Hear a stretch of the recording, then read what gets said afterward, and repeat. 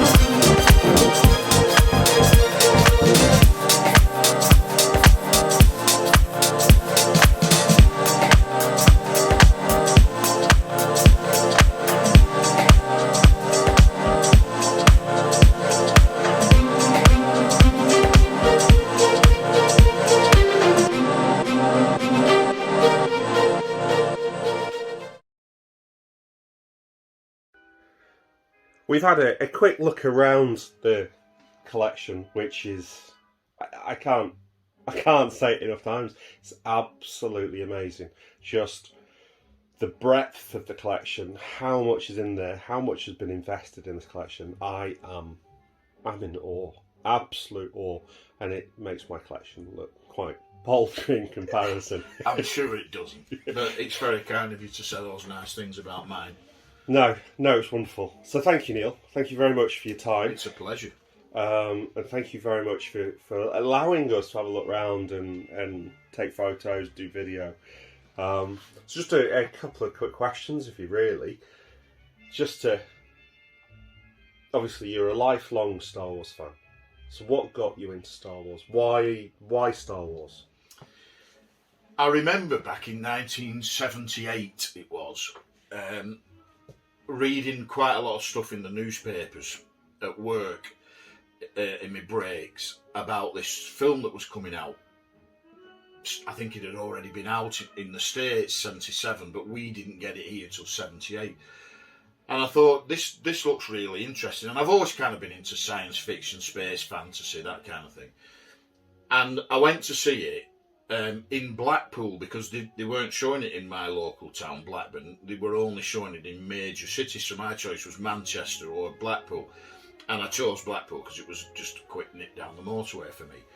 And when I came out, it blew me away. I'd never seen anything like it on the big screen. I absolutely loved it. So that's when I fell in love with the movie. Fast forward to about 3-4 weeks later, I was in Blackburn shopping, and I went past this toy shop, and they had the figure of Obi-Wan Kenobi in the window. And it made me laugh that somebody had made an action figure of Alec Guinness. And for no other reason than I just thought it was really funny that there was an Alec Guinness action figure. I went in and bought it because I was 17. So, I didn't play with toys or anything like that. But you wasn't the target audience. But it just made me laugh so much that I went in and I got it. And then the next week I was in town and they had Auto in the window, and I thought, that'd look good next to that Alec. And the rest is history. I just started collecting the figures, and then they brought an X-Wing out, and I thought, oh, that's brilliant, and away I went. And that's it then. So that's 40 years of slowly acquired. So can you trace any of what's here today back that 40 years? Have you got any of those originals? There are a couple. So I collected, and then in that sort of dark period, from whatever it was, 83 through to the special editions in 99, when there was no content coming out, because I'm not really an expanded universe fan like you. I don't read the novels and that kind of thing. I have read some, but it's not my bag. I decided I would sell it all, and I sold it all, and I started to collect TV and film related corgis and dinkies as an investment. I realised that investment and turned it into cash, but I kept the James Bond cars, and then I started to buy 60s James Bond toys and stuff like that, and built a big James Bond collection, which the Harris Museum in Preston asked me if they could borrow it and put it on display there. And some guy started contacting me. Must have asked them whose collection it was, and he gave him my number or whatever, and he kept making me offers for it. Now, about the same time, we moved into this house that we're in now, and we'd moved from a much smaller house, and so we'd not got very much furniture, and it seemed ridiculous to me that we were struggling. We needed a dining table and a bigger 3-piece suite, whatever, but yet had this huge great Bond collection upstairs in the spare room. So I sold it, we bought furniture, etc. So, but I have kept a few little bits of Star Wars, but very, very few pieces, just a couple of favourites.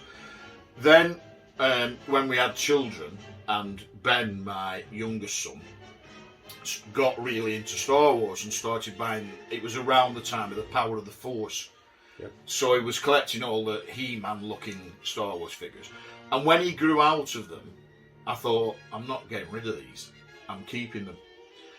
And he moved on to other toys and computer games, and then eventually grew up and all that. I kept adding to the collection, and then I went back to buy all the stuff that I'd sold from eBay and car boot sales and, toy shows and whatever else. And this is what you see here. So this is what, 25 years worth of collecting then? Yeah, actively collecting. Yes, I mean, I tell people it's over 40 years because some of the pieces are the originals, and I did collect back in 78 onwards, but then sold it. Yeah. So which era's toys is your favourite then? I have to say that question because I often get asked this other question as well, which is your favourite piece? Yeah. Both answers will depend on what day you ask me.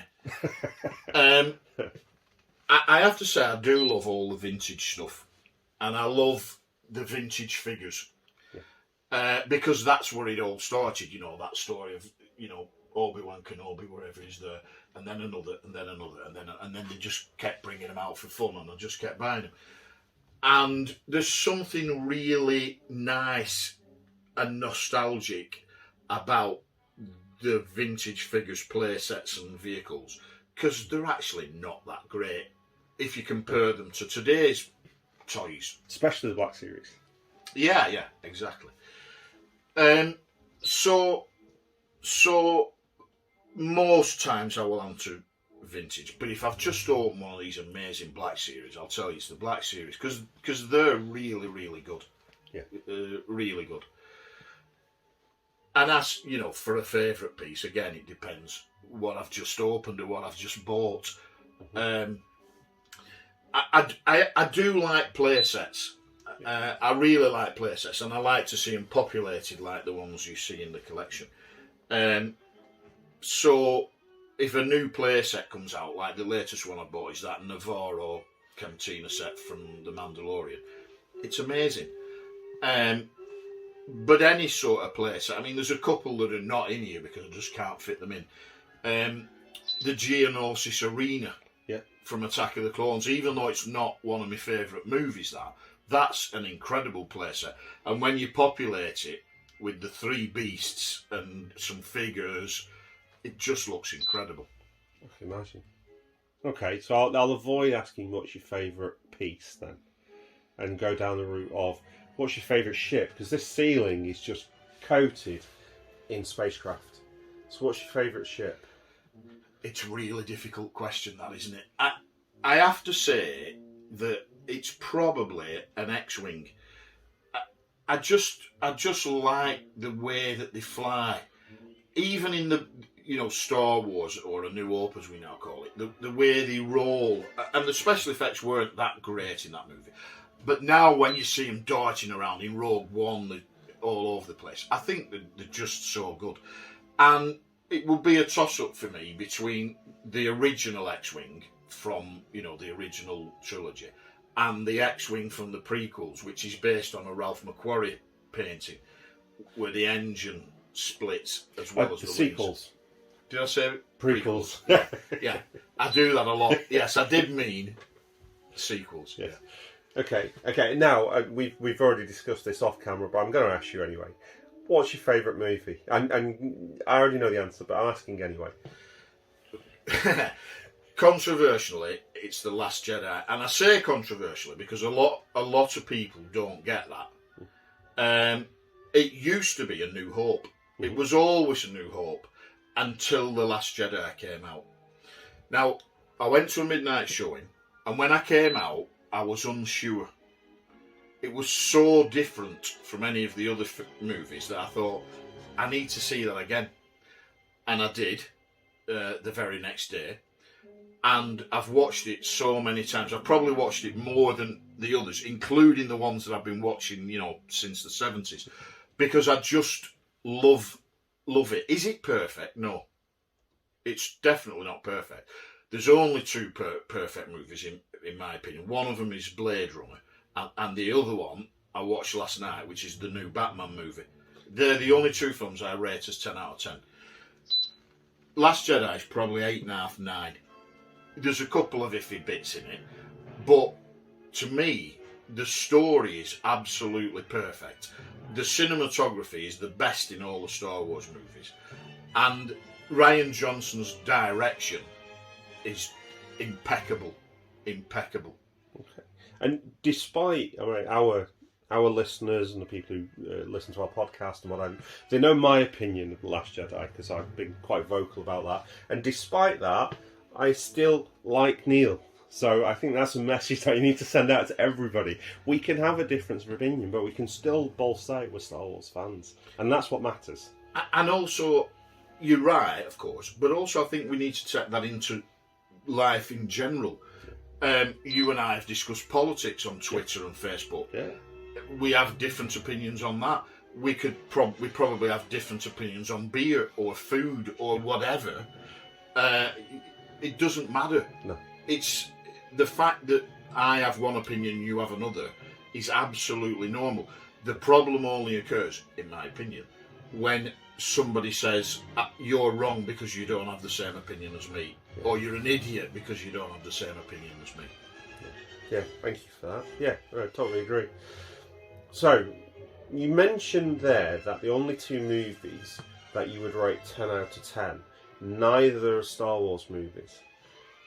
So what is it about Star Wars that has made you spend what must be tens of thousands of pounds on a collection like this? It's a great question, isn't it? Because I suppose what you're asking me is why don't you have a Blade Runner collection, or why don't you have a Batman collection? Well, some of the earlier Batman films are nowhere near 10 out of 10. Yeah. And there isn't that much Blade Runner memorabilia or merchandise available. No. But Star Wars, it's just the imagery, I think, and the designs. I mean, as well as, because I am a toy collector, and that's what I refer to it as. It's not memorabilia. It's not, I am a toy collector. And again, off camera, you and I were talking about hot toys and things like that, which, although it's got toys in the name, they don't look like toys. They're amazing. They're better than toys. And I don't have any of those. I collect actual toys. And whilst I like mine, mint, I have been to some collections to look at other people's where they prefer to buy played with toys because they like the story behind them. R2s with the stickers missing, and one of the things that I believe a lot of kids did, because obviously I never played with these toys, is because everybody had Star Wars toys. They were so popular. They used to write the name on the bottom of the feet like Andy in Toy Story, or put a blue mark or whatever. And I know people who want those in the collection because they like the played with thing. But I like the new ones. But when I was collecting the toys, I was also reading the art of books and the designs of. So when you look at Nilo Rodis-Jamuro's designs, and well, lots, obviously Ralph McQuarrie and people like that. When you go through these art books and you see the designs, they're so inspirational that when you know the story behind the toy that you've got, how it was designed, then how it's put into production, and then reduced down again, or almost retro-engineered, if that's the right phrase, into a toy. I just think it's great. I love it. Yeah, thank you for that. That's a very good insight into your particular passion of it. So what keeps you going today? Why do you carry on collecting?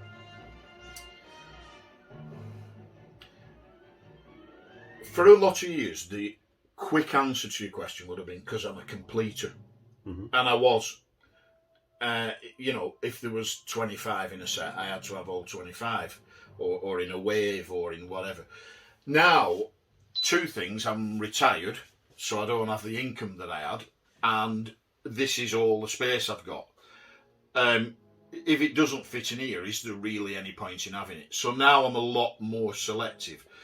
What keeps me going, to answer your question, is there's more content coming out. So we've got Mandalorian, we've got Book of Boba Fett, we've got Kenobi and Andor coming up, etc., etc., etc. And they're bringing out new figures, great characters, new vehicles, new spaceships. And if I can afford them, and again, if I like them, because I am being very selective, and I've got the space for them, I'll buy them. You mentioned there all the live action stuff. Did you follow and watch the animations that were released? I did. The original Clone Wars, I loved it. The second series, the Filoni Clone Wars, is a great series apart from season 3. And if you just look to the side there where I've got my Blu-rays, you'll see that it's still in its shrink wrap. I've seen them on telly and I've no desire to watch them again because it's a really bad season in my opinion. I bought it, so I've got all of them. The complete list. Yeah, but I've never watched them again. And I'll tell you what I thought about it, and this sums it up easily for me. It's called Clone Wars. Where's the war in season 3? It's all about Mandalore and this and that and the other. Where's the war? It just doesn't exist in season 3. I think Maul comes into it at the end of season 3, and that kind of, you know, that's maybe 2 episodes that are good, but the rest of it's not great. Rebels, I loved it. Absolutely loved every single episode of it. Couldn't wait for the next one. And I was hoping they were going to do a lot more toys and figures than they did from Rebels. I agree. They didn't. Totally agree with that. And then Resistance, I bought the figures before I'd seen the programme, and I think the figures are great, and I still think they're great, but I can't watch it. I've tried and I've tried, it's just not me. And I feel the same about Bad Batch. I bought the figures, or pre-ordered them, as you have to do these days, and I think the phenomenal figures, the Bad Batch. I haven't gone for the peripheral characters, just the Bad Batch themselves. And then I watched it, and it's not great. For the same reason for me as season 3 of Where's the War? I know it's set after the war, and there isn't really a war, but I like the war element to Star Wars. We're a bit of a mixed opinion around it as well, to be fair. There was good bits to it, but it didn't feel like a complete season. There was something lacking from it. Sorry, just to interrupt. Interestingly about the Clone Wars season 3. Now, I know what you're saying about the fact that it introduces Mandalore much more, and there's a lot more almost like character building of some of the characters. Whether you needed it or not is irrespective. But possibly without that, you now wouldn't have the spin-off Mandalore TV show, which has introduced a lot of the concepts that have now come into the Mandalorian TV show. Which, bizarrely. If you're trying to talk me into watching that again, you're wasting your time. Now, you might be right, but I just really didn't like season 3, and I thought it would end there. You know, I thought the viewing figures would be that poor that they wouldn't make any more. Yeah. I don't know what your thoughts are on the lost episodes or whatever it is. Was it season 6 that? It was, season 6 that was never released. Yeah. Yeah, and then they did release it on Blu-ray. Limited edition Blu-ray, yeah. It was never released. It was never televised. I can kind of see why they didn't. They're not that great. But yeah, it was almost like it was a never completed one, because there was a fantastic novel.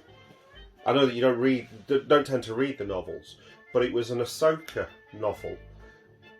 No, not Ahsoka. Sorry, a Asajj Ventress novel. And it should have gone into that season, and it was never then produced. But the novel is phenomenal, and it creates a redemption arc there. And it was such a missed opportunity that they never. And I agree, that season, it wasn't the best season. It was part canned part way through doing when Disney took over. So what about season 7 that came out after that? It's really good. The bit, I have to say, unless you're a big, massive Ahsoka fan, the first arc with the 2 sisters is a bit of a filler. Yes. But anything after that is incredible, and I love the ending. Yes. Obviously, I won't spoil it for anybody who hasn't seen it, but the ending of Clone Wars is just remarkable. Well, for me, the Clone Wars actually became the Ahsoka story. Yeah. It was her from Snips as this teenage punky kid through to what became almost the only Jedi standing at the end of it. Yeah. It was, yeah. And easily my favourite story arc is landing at Point Rain. Yeah. It's like watching a movie. Yeah. It's that good. It's fantastic TV show. I've heard a few people say they think the Pong Krell story arc is equally as good as Landing at Point Rain. Not for me, it's not, but it is a good arc. Pong Krell's good just because you see how dark the war can be at times. I mean, to go back to your point about war, Yeah. it's probably the most brutal arc within the. Yeah, I'd agree with that. Yeah. But no, okay. Okay, I think we've covered off favourite movies, favourite collectibles, why you do it. So another massive part to you and who you are and your larger than life character, I would actually say, is the fact that you're linked, more than linked, to the Star Wars Fan Fun Day. Now that's something I've been to every year, pretty much. I think I missed the very first one, but I've been to every one since. Amazing event to anybody who's never come. What prompted that? Where did that come from? I went to Celebration London, the first one. 2008? I think it probably was. I'm not great with dates, so I'll take your word for that. Yeah. The first Celebration Europe, as it was called then, with Ben, my son, and I'd never been to a Star Wars convention before, and I knew it was for me when I was walking up the approach to the convention centre, and there was a guy wearing one of those vintage T-shirts with R2 and 3PO with the racetrack round it in Star Wars. And as he walked past the stormtrooper went, "How long have you had those droids?" And the guy said, 2 or 3 seasons. They're for sale if you want them.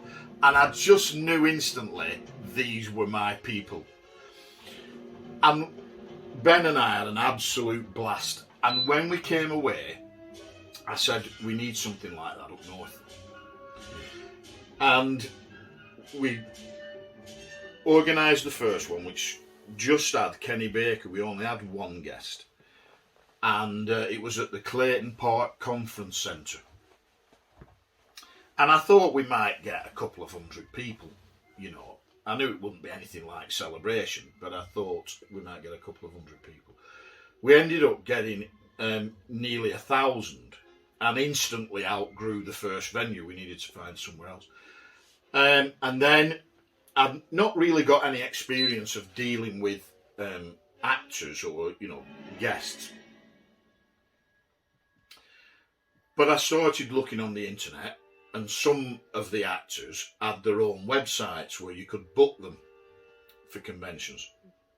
So the first one at Burnley, which is, you know, our second venue where we moved to, there was I think 4 guests, if I'm right. I think it was Richard LeParmentier, Derek Lyons, Garrett Hagen, and Richard Bornell, who's dead now, God bless him. And we used half of the room because there was partition down the middle, and instantly outgrew that. So the next year we took the partitions away and opened it up, and I think we had 8 guests or whatever. And it's just grown and grown over the years. I think the biggest attendance we've ever had was the first time Dave Prowse came, and that was a huge thrill for me to be able to bring Dave Prowse up north. And now we have somewhere between 12 and 16 guests. It just depends, you know, who we can get at the time and so on. And we normally try to bring some international guests in. I'm not sure we will this year because of COVID and all that good stuff. But it's a big thrill for me to be able to put on that show. It's too big now for me to do it on my own. So Paul Dunn co-organises it with me, and we still keep to this basic ethos. So when we sit down for any meeting, anything we do has to meet this criteria. You need to look after the graphers. So you need people that they haven't got in the collection. So most graphers would not that we could get people like Mark Hamill, but they will have them. So you've now got to go for the more obscure behind the scenes, or the person who walks past in a mask for 10 seconds or whatever. So you need to feed the graphers. You've got to have identifiable characters. for the people who are casual Star Wars fans. So if you imagine a family who watch the films but don't really know as much about it as you and I do, but they watch the films with the kids. If you put up, I don't know, Captain Canada, they'll go, I have no idea who that is. But if you have Nien Nunb or Greedo or Chewbacca, then they might go, oh, they've got Chewbacca at that thing, let's go and get his autograph. So you've got to feed those. Kids, if you point at somebody like Mike Quinn and say, that's Nien Nunb, they'll go, no, it's not. But if you point at a costumer dressed as Nien Nunb, that is Nien Nunb to a kid. So you've got to have some great costuming groups, and we're very lucky that we're supported by some great costuming groups. And then you've got to have some amazing vendors for the collectors to buy the toys and memorabilia and whatever else. And those basic principles are what still drive us 15 years on. I mean, it's 15 years on, but we've only done 13 because of COVID. Okay, so a plug for it. Why should any fan, or a casual fan, doesn't have to be a hardcore fan, why should they come? What can they expect? It's about meeting like-minded people. It's about interacting with the costumers, getting your photograph taken with Darth Vader, or Stormtrooper, Jar Jar Binks, whatever. Sat on a speeder bike. We're going to have a speeder bike there this year, or whatever props we've got each year, you know. If we can find space for it, we've got the Wampa Cave coming back. Get your photograph taken with that. You can add to your collection from the amazing stalls that we've got. You can get autographs from the guests that are there. We always have, like I said, 12 to 16 actors from the movies there signing autographs. You can get your photograph taken with those as well. It's just a great day out for a Star Wars fan, and we try to put on a show that pleases everybody. And one of the best compliments we've ever been paid, Paul and I, is we've had it from a guest, so from one of the actors from the movies, and from visitors who have said this is a mini celebration. There isn't a bigger compliment to me. I would agree with that, though. It is. My boys have been coming with me every year. We've already got our tickets, so no, it is wonderful. Thanks for that, and thanks for supporting the event. No, and an important part of the event, something that you've not mentioned, is the charitable aspects. Yeah, good point. Every single penny that's raised goes to East Lancs Hospice. Yeah. There are some other elements where maybe the costuming groups or some of the merchandise that we sell. I have 2 large Munsterlander dogs, so we raise money for large Munsterlanders. Some of the costuming groups raise money for each of their favourite charities. But the vast majority of the money from the show goes to East Lancs Hospice. Now, the truth of the matter is, in the modern Star Wars Fan Fun Day, the dinner the night before makes all the money. The show, because you've now got agents who are telling actors you can get money for this and you can charge this much and get them to pay for your hotel and your travel and your car parking, the day breaks even. It might make a few £100, but neither here nor there really. The dinner we have the night before, dinner with the Star Wars stars, is where all the money is made for the charities. I'll bear that in mind. You might get me buying a ticket for that now, just on the basis of that. I think you'd love it. I honestly think you would love it. But I get it. It's to find out whether you would like it. It's £55 a ticket. So if 2 of you come in, it's £110. It's not cheap. But the first thing to say about that is that just by buying a ticket, you've put money in the charity pot, because obviously that's not what the club charges for a meal. We make some money there. But then you get, the raffles, the auction, the silent auction. And there's some really good items that have changed hands, through those fundraising activities. RS Prop Masters give us helmets, Star Wars Autograph Universe give us great autographs. So, for example, this year we've got a Harrison Ford. So it's a great fundraising evening. There's entertainment, and the food is good, strangely, for a football club. So, remind me again, when is this event? So the dinner with the Star Wars stars is Saturday the 7th of May, and the Star Wars Fan Fun Day is the day after, which is the 8th, Sunday the 8th of May. And the dinner, by the way, I should have explained that grew out of the fact that before we ran that dinner, in the early days of the Fan Fun Day, we got these actors coming up who would arrive the night before, and so you've got to feed them. And I was writing checks back in the days when you wrote checks, 400 or 500 quid for dinner for all these guests, or the show was, you know, but through my checkbook. And I suddenly thought, you know what, people will pay to sit with these guests and listen to the stories. And so the next year of the Star Wars Fan Fun Day, when we were booking the guests, we explained to them what we were thinking of doing, you know, and they said, no, that's fine. That sounds like a great idea. And people bought tickets to sit with them and just listen to the stories, and we just had some background music on and a meal together and a bit of an auction.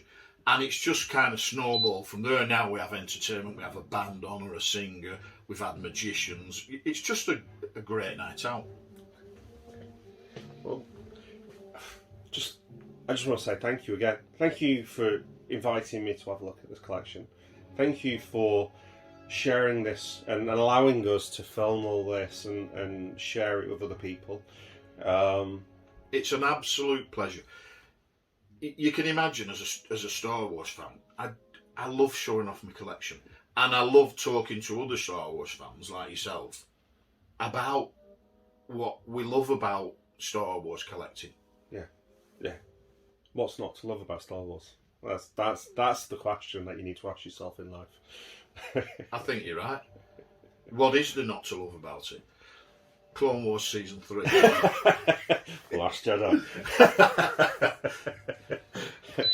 But that's what makes... I mean, imagine how boring it would be if you came round here and I said, Last Jedi is great, isn't it? He went, yeah. Clone Wars Season 3 is rubbish, isn't it? Yeah. There would be no conversation. No.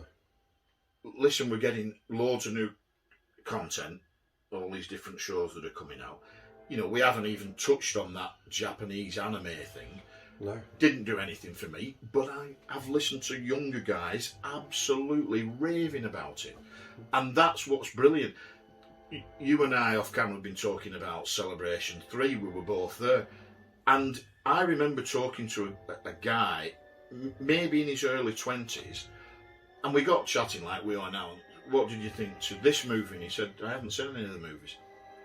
Well, you haven't seen any of the Star Wars movies, but you're at Celebration. He said, I watched the Clone Wars.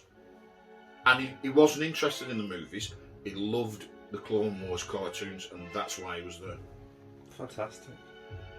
It caters to everybody. There's so many different tastes. And I would say that is one of the things that Disney has done well now, is that they've brought in different tones, different styles, different tastes.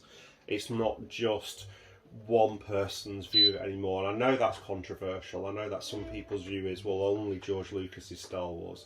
But George Lucas is a man in his, 70s now? We've got to keep it fresh. I think Jon Favreau and Dave Filoni have disproved that only George Lucas can make Star Wars. I would agree. And he does, as you say, it has to go on. One day we have to live with the fact that there won't be a George Lucas. I hope that's not for a lot of years, but it is a fact. And I just hope that the likes of Favreau, Filoni, and there are others, you know, I think Rian Johnson's made a great Star Wars movie. There are people who think that J.J. Abrams has made a couple of great Star Wars movies. JJ, well, yeah, we could talk about that. That's a whole different subject. I mean, let's not go there. But again, it comes back to this thing that's what makes conversation. if I went, the two J.J. Abrams are great, and you went, yeah, they are, boring. It's the fact that we can discuss it, have different opinions, have a couple of beers, go our own separate ways. And we all still love Star Wars. And I have to say that a lot of this, dare I use the word hate, is it as strong as hate? But whatever word you want to put in there, it's mostly on social media. Yeah. These guys that say The Last Jedi is a load of crap, and if you don't agree with me, you're an idiot, he wouldn't say it to my face. He wouldn't stand in my thing, or even on the street, never mind in my collection room, and say that to my face. People don't speak to each other like that in real life. Social media is a complete false thing. You know, I've had friends and some of my family talk about, oh, what about this on Facebook and blah, blah, blah. Or, oh, I put this on and nobody's liked it. It's a computer program. It's an app. Forget it. We all use them. And I use it to sell the Fan Fun Day for a start. And Twitter. And they're the only two I have to say. I know there's lots of other social medias. But they're false platforms, really. And keyboard warriors, it's a definite thing. You know, people who would type stuff to you that they wouldn't say to your face. Okay, wrapping this up. It's something that we do on all of our podcasts. Final thoughts. We normally go around the room and everybody has their final thought. What's your final thought from everything that we've discussed today and looking around your collection? What's your final thought? My final thought is, like nearly every other collector on this planet, I've got the problem of space. However much space you've got, if you've got one cabinet, 20 cabinets, 400 cabinets, 16 rooms, eventually you will fill them. And I've got some decisions to make about how I go forward in collecting, because I think I will collect till I, shuffle off this mortal coil. And I think Star Wars is in a good place. It's a good time to be a Star Wars fan. Is all of the content that they're turning out good? No. Is all of the content that the toy producers are turning out good? No. But whilst some of it's good, we're in a good place. It could be worse. It could be like the dark times when there was no Star Wars films and there was no Star Wars TV shows and there were no Star Wars toys. Nothing. There were some expanded universe novels, I think, in the late 80s, early 90s. But that was it. So we could be back there. And let's be honest, we're British, we like to whinge and moan, don't we? So when Hasbro brings something out and it's just not right, or it's not the figure that we wanted, or that's the problem with the movies for most people. It's not the movie they wanted, or it's not the episode that they would have made. Well, that's as maybe. It's still a good time to be a Star Wars fan. Thank you for that. Thank you. Thank you for allowing us here. I said that. I say that so many times. The amount of times I've thanked you for this. It's awesome. Absolutely amazing. So once again, thank you very much for your time. Thank you for letting us into this. It's stunning. Absolutely stunning. Thank you very much for coming. I've enjoyed having you. I've enjoyed chatting to you. And like I said, it's a pleasure to show off my collection. Thank you. Thank you.